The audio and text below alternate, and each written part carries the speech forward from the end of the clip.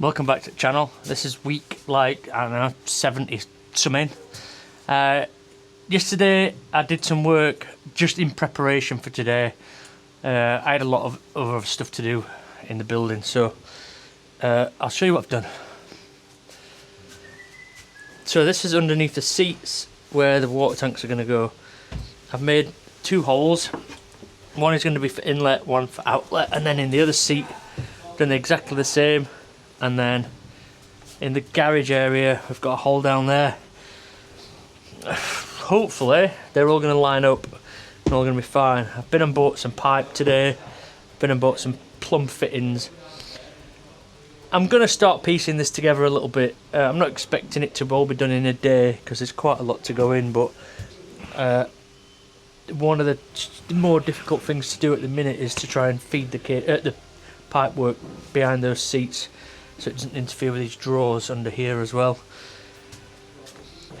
And as long as I can get the pipes out into this bit, then we can start working on the layout, where the water pump's going to go, where the water heater's going to go, all that stuff. So it's a plumbing week this week. The tanks from that EMPF or whatever they're called, I think that's what they're called, based in Oldham. Really actually quite a nice company to deal with. Anyway, they custom make all these tanks to your requirements, and also they put in the fittings for you. So we have water out on both of them, water out, and then water in, and then this is the overflow pipe, which, to be fair, that's a bit big. I don't really think I need that big fitting on there, but we'll go with it. So they've both got an overflow on. So the plan is to lay both tanks in there. I've checked that they fit and they're bloody perfect. Look at that gap there. Bloody perfect. The outlet is going to be, so we're going to start here because we're going that way. So we're going to go down across to there, and then from this one we're going to go down and then hopefully tee them together so they're joined together inside that drawer, so that both outlets are joined together. And then on the inlet side we'll do the same, so they'll be teed, and then from the water fill up point, etc., we can when you fill it up, it'll fill both tanks. When you empty the tanks, it'll empty both tanks. That's the plan. So I'm going to crack on with that today. The water tank is there, it's a hot water tank is there. That's a 15 litre hot water tank, which is plenty enough for a van of this size and a shower of that size. I've got a 24 volt water pump as well, so we're going to put the 24 volt water pump in, and then hopefully the water filter system will fit in one of these cupboards as well. I do believe I have some company. Bruh! Oi! Oi! What are you doing? What are you doing? I can see you! I can see you!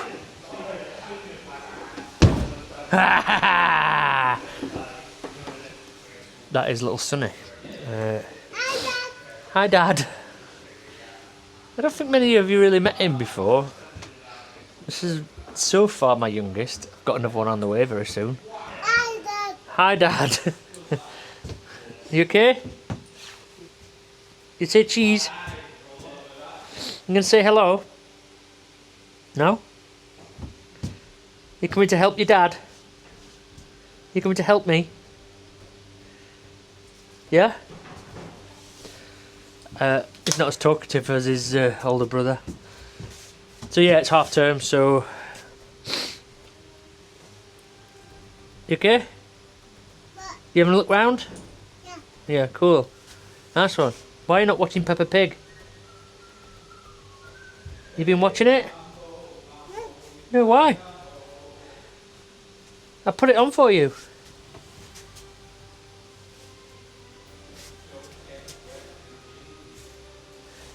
This is the least snotty he's ever been as well, so you're quite privileged. Anyway, I'm going to hoover all this out. That's my next job. Hoover it all out, and then we'll start piecing together some of the plumbing.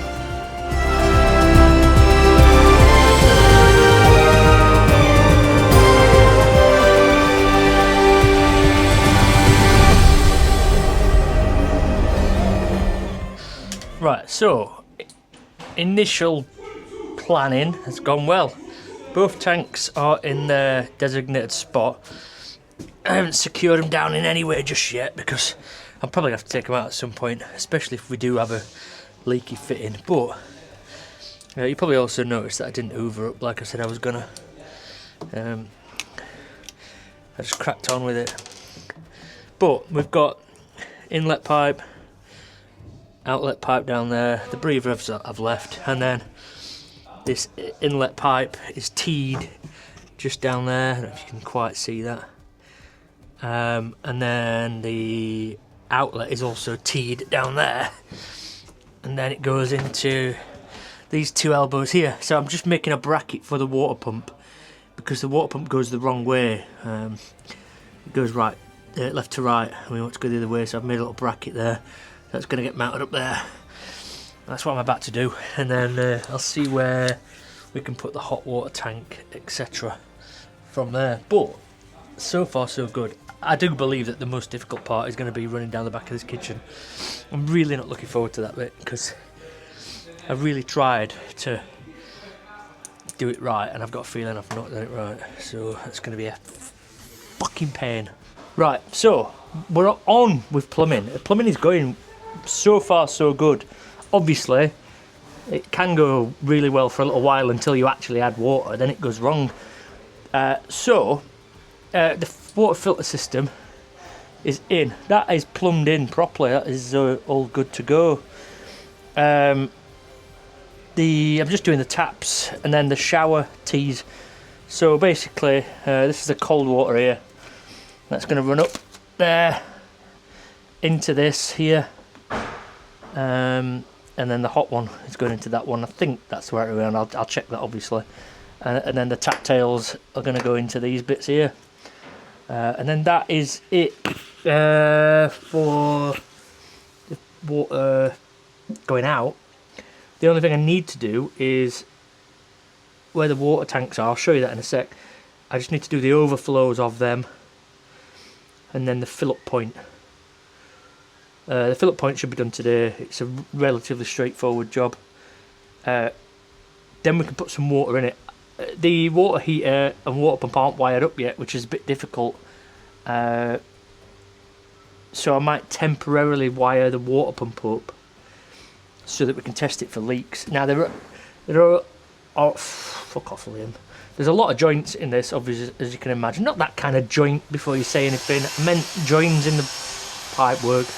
There's a lot of joins in this van, so a lot of points of error. So it needs a thorough test to make sure that it's all right. I just want to touch on something here. We were discussing it in the workshop earlier about why we do a certain thing. So we use 15mm plastic push fit fittings. A lot of camper vans and motorhomes use 12mm. Now 12mm is fine, but so is 15, and the reason why we use 15 is one, because it is cheaper. Now that ain't necessarily because it's cheaper for us, it's just more readily available, therefore cheaper. So if, for example, this plumb fitting here broke while the customer was I don't know, in Scotland or something, you can just get one of these from Screwfix, whereas they don't sell 12mm fittings in Screwfix, and they're not really available off the shelf in many places, whereas you can go to a Plumco, Plumb Centre type place, or even the DIY shop, Wix, B&Q, that kind of place, will sell all these push fit fittings, and all the inserts that we use and everything are readily available in sort of high street stores. So stores, what am I, a fucking yank? They're available in shops, so that's why we use this, and I've used that since we started Coalition Vans, and I'll continue to. We have used 12mm on a couple of jobs, especially if there's a truma involved, and there's been one or two other reasons why we've used it. I can't think of any, but I remember ordering about 100 metres of red and blue 12mm pipe and using about a metre of it, and then the rest is waste. So anyway, that's why we use that, in case anybody's interested. Also, when I first started Coalition, first started doing this, somebody left a negative comment about using plastic pipe. One person, by the way, out of thousands and thousands, in fact millions of views, and he was criticising it, saying that it's cheap and shouldn't be used. Now, this pipe is used in mansions, millions and millions of pounds worth of house. This is literally the standard now, plastic pipe. Copper pipe is rarely used, really. It's not used anywhere near as much as what plastic pipe is. But this is a moving vehicle, whereas a house is stationary, unless you're in an earthquake zone. But a house is stationary, so using copper and solder in it is fine. In this, everything needs space to move. Everything needs a little bit of breathing room. Even though this box is stiff, this box will still twist. Things will move around and all that. And this plastic pipe is way better for that. Using copper in a van is a stupid idea. Unless maybe you're using it on the waste side, I suppose, where it's not under pressure and that. You could use it there, really. But anyway, we prefer to do it this way. It's like putting Lego together. It's dead easy, dead simple. And again, the most important thing is that it's replaceable by a customer if they have a problem. Anyway, I'll show you the water tanks. I don't want to get back up again. I've got up a few times today. My bloody legs and back killing. Right. So, just move the cupboard doors. So the water tanks are in, and obviously you can see now they fit snug. I just need to bond them in a little bit, put some sealant on the bottom to make sure that they don't slip or slide or move under vibration or any of that. But pretty much that is water in, so it fills from the top. That down there is water out, so it empties from the bottom. And then I've got these overflow stroke breather pipes there, which I've decided actually I'm not going to use those hose fittings. I'm going to put some proper fittings in and go out with 15mm. And then I can't remember if I've showed you, but it comes out of there from the water tank up there into the water pump. The water pump's been reversed because the water pump has an orientation, and unfortunately it's the opposite way from what I need. So the water tank's been reversed and popped in on this little bracket, and then it goes in. So cold water splits off and goes into the hot water tank, and then goes off to the cold water side, which will run all the way down there and then round the kitchen and then to where we've just been showing you. And then the cold water into the hot water tank will go into there, fill that up, and then come out here as hot water, which then goes up here and along this bottom pipe, the one with the red tape on it there, and then down again all the way across. And then, like I just explained to you, it tees off here, so half of it goes up to the sink taps, and then half goes up to the shower, and then it's mixed there and goes up into the shower head. Hopefully there's not going to be any disturbances or leaks up there, because that would be difficult. But luckily there's plenty of voids in the ceiling to get to plumbing parts, to get to plumb fittings, and then we just need to avoid all this wiring really as well. There's going to be no joins in the wiring there, so if there was any leaks it would only go into the insulation of the wiring and wouldn't cause any electrical fires or shorts or anything before anybody says anything, because I know one of you will. Right, so according to my calculations, temporarily the water should be working. So obviously the electrics aren't done yet, thanks Bruce. The electrics aren't done yet, so I need to just connect it up to this battery temporarily. But if I leave you there, and I'll jump in back. My back's hurting from just climbing over this fucking bed. Whose idea was it to make this bed first? Anyway, according to my calculations, if I find the right wire, we should have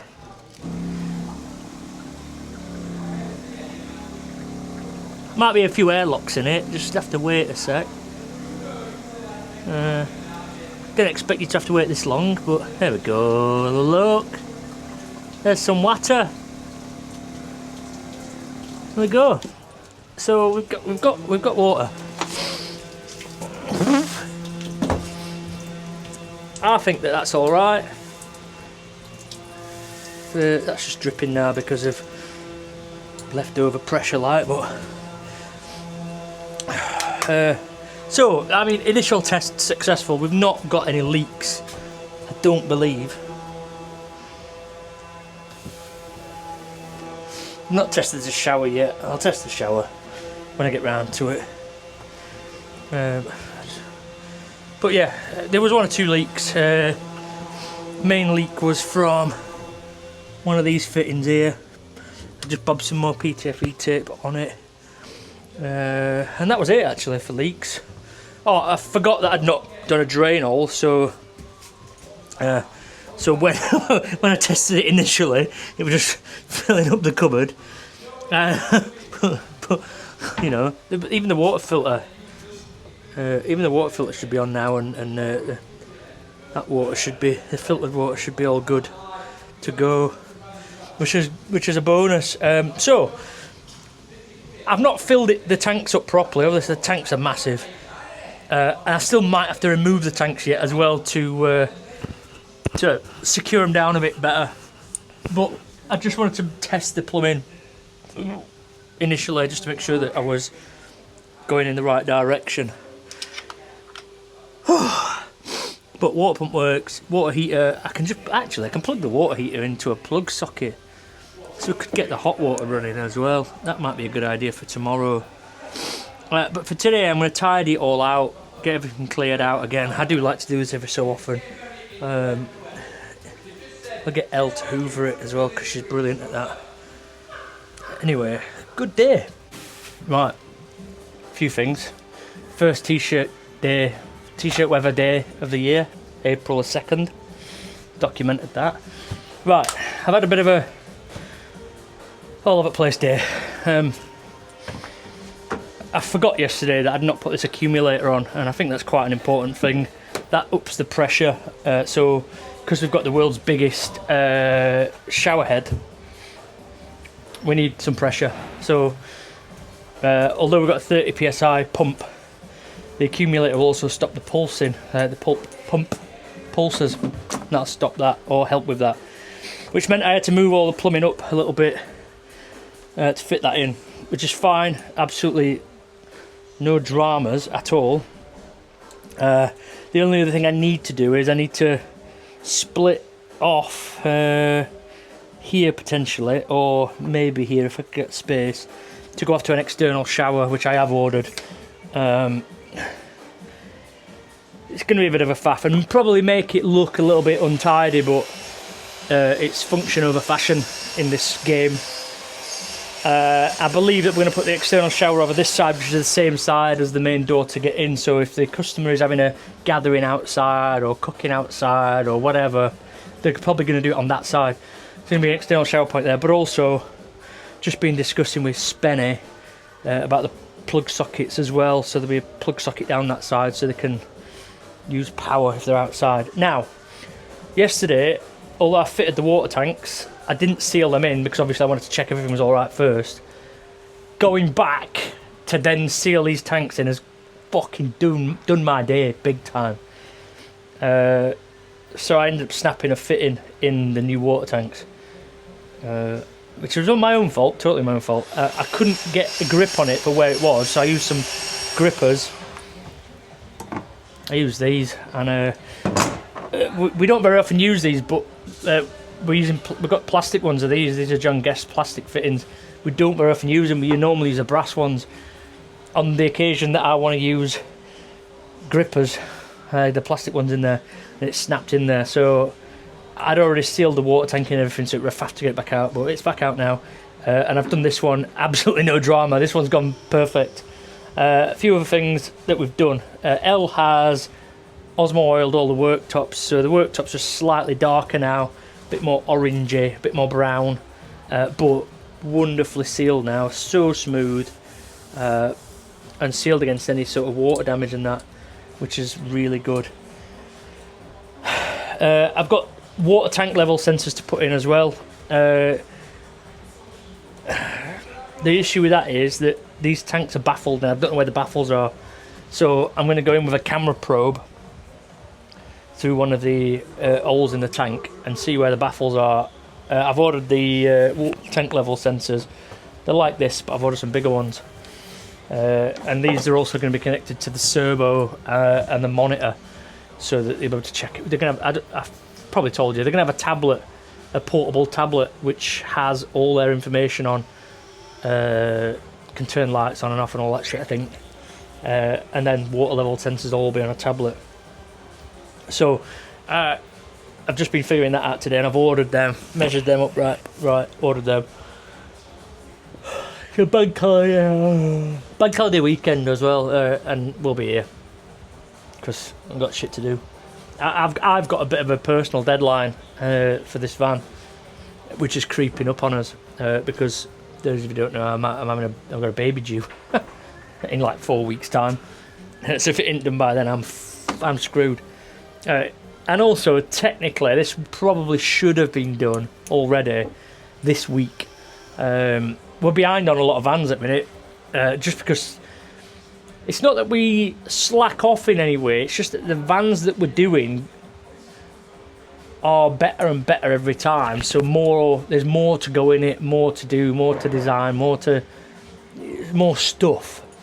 And because we do a lot of painting these days, which we didn't used to do, painting takes up a lot of time as well. So we're behind on pretty much everything we've got in at the minute, which is not ideal.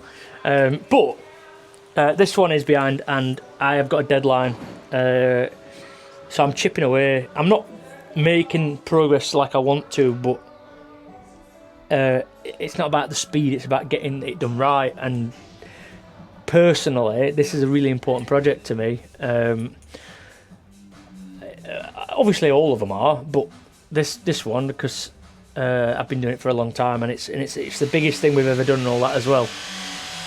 I just want to make sure that everything's spot on, and plus there's not going to be any chance to invite them back in to have things fixed, because they're likely to be going out travelling the world straight away. So I need it to be right first time. So anyway, I'm working on that. I'm trying my best. I'm in tomorrow. I believe it's Good Friday. I've got a few. I've started making a list now. When I start making lists, that shows at the end is close, because I'm normally on top of everything. But I've got a little list here of stuff to do, so I'm working to that list. So far, I've done the accumulator tank. What else? Notice the lowercase and uppercase in the same word. That's me. The kitchen splashback hasn't arrived yet. I expected that to be here today. Anyway, crack on. Let's go. Right, okay, so it's technically Monday, but I forgot to end the video on Friday. But we made a bit of progress today. A few things. I'm kind of just ticking jobs off that list and then creating more. This bit here is this sort of false panel here, where that plug socket is going to go, is there. I've gone off the idea of the pop-up thing, because you'll be able to see it inside that. Bye. You'll be able to see it inside this cupboard, so I don't like the idea of it. So we're going to put a standard socket in there with USBs in it, so then they can charge their phones on this shelf when they're in bed and that. The fridge is on and cold, so that's some progress. Like I said, just ticking boxes now. The induction hob is now wired in. Yeah, just bear with me. To a fused spur under there. So that's how they can turn that on and off if hardwired. The sockets are commissioned. We now have. Okay, I can show you that. So this switch here switches on the underlights in the kitchen, and then also the underlight across the front of the kitchen. I just need to put a diffuser on this. A bit more touching up on paint here, but that switch is now the kitchen switch, and then hopefully this other one for the shower. So the shower and the kitchen lights are on this switch here, and that is looking fabulous. So that was some progress today. Again, Spencer's done a brilliant job of just wiring stuff in and taking stuff off.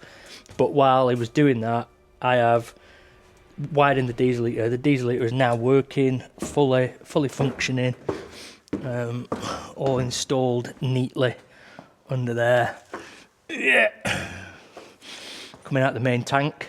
And then I didn't quite get this finished. It's end of day, but these are the old, you know, the drawer fronts that are underneath the seating area with the big bending. I've now done some more. So that is that. Anyway, end of this video. I'll start recording a fresh video as soon as, but it's time to go. Oh my goodness, what's that in the sky? Bye.